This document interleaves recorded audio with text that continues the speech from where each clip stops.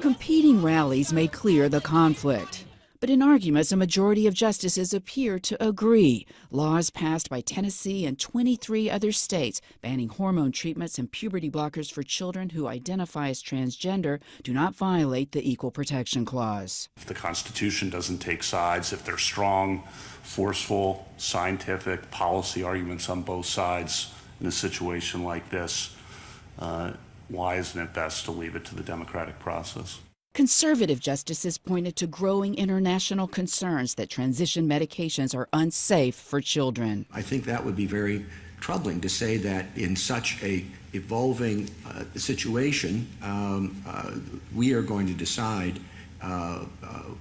what the right approaches are. Liberal justices pushed back. One compared the bans to racist Jim Crow-era laws. I'm worried that we're undermining the foundations of some of our bedrock equal protection cases.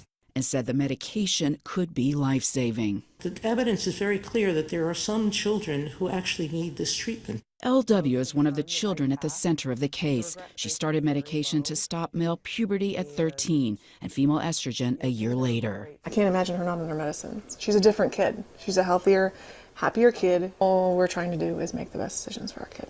But a California mom who refused to allow the medication when her teenage daughter identified as trans and has since detransitioned says the risks are too high. And anybody can go back into their youth and think about decisions that they made at 13, 14, or things that they thought, I'll never have kids, I'll never get married. But it changes. It changes over life. And once you medicalize a child, they don't get to change their mind.